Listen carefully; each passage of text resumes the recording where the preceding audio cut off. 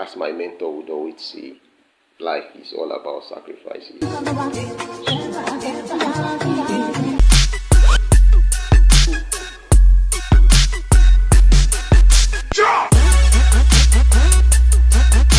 kick off with this video, I would love to say a short prayer. Lord, please, as many that have clicked this video, may they not watch it in vain and may they implement whatever they will learn here. Now that that's out of the way,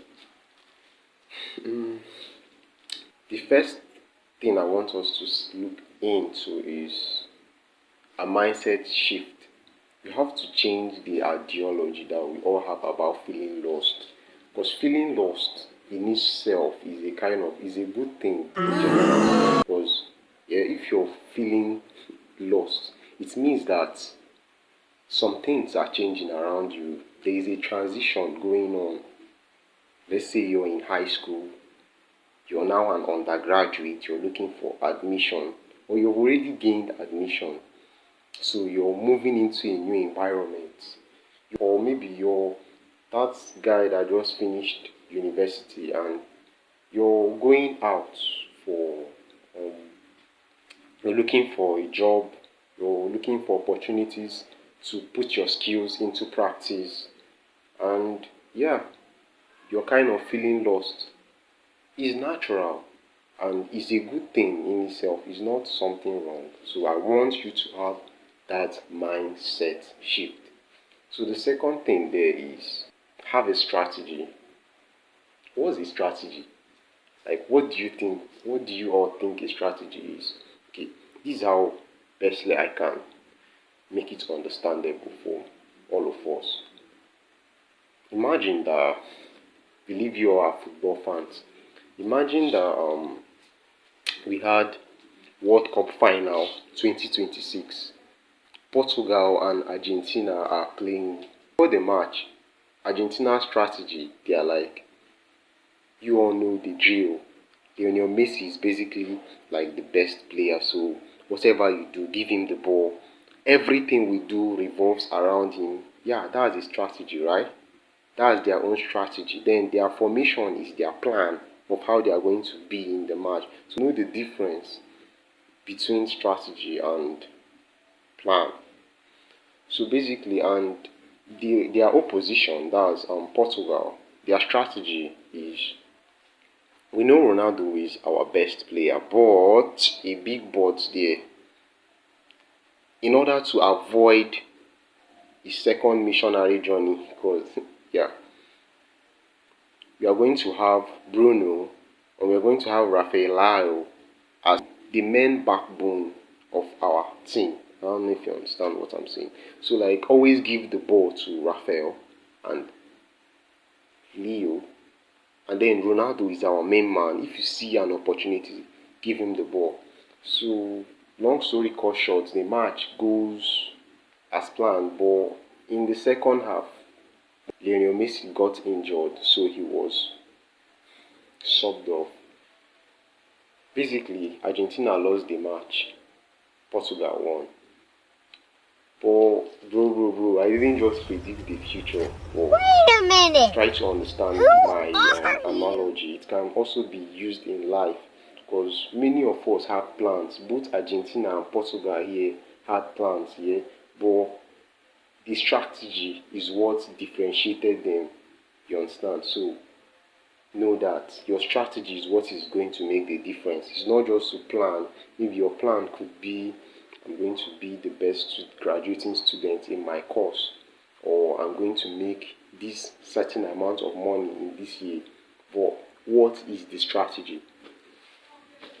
So the third step there is basically think in sacrifice.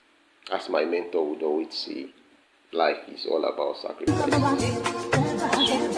Instead of saying I want to lose or I want to come out as the best student, graduating student in my uni or in high school or anything, why not think in sacrifices? What can I give up to become the best student? What can I do? What amount of work do I need to put in to achieve this feat? Okay, I want to make 10k in a week, not a month. 10k, not naira, in dollars. What sacrifices do I need to do? What kind of work? What kind of job? Then the fourth step there basically is something that most people never understand until they get old and stuff. Failure is good. Will you keep quiet? You have to learn to embrace it, accept it, chase it. Bruh. Let me explain what I mean. Failure is good here in the sense that when you fail, they say it's your first attempt in learning, right? Failure is necessary because when you keep on winning, you keep on getting something, shows that basically nothing have changed. Because failure is what gives you feedback. When you fail, you receive feedback. And why I say this good is, okay, let's take another analogy again. You guys watch the World Cup, right? The World Cup, I think that was 2022, where Argentina played with Qatar or Saudi Arabia. Argentina and Saudi Arabia, I can't remember. They lost the first match. Like, who Argentina that went on a 34 win streak without being beaten lost to Saudi Arabia. Many people will call them a failure at that point. But that failure was what catalyzed the process of them becoming the current World Cup champions. So when you fail, it depends on what you do with it.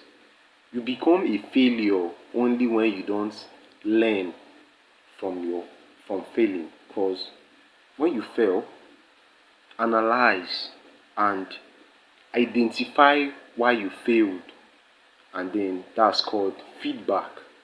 And finally, mentorship is an advantage. When you have or when you want to achieve things in life and there are people that have already done that, the internet has kind of made it easier for us to connect with people from different parts of the world.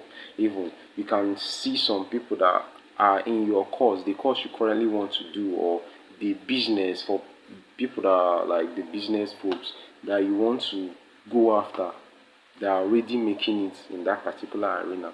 So if you can learn from those, is an unfair advantage. It's something that I found out very late.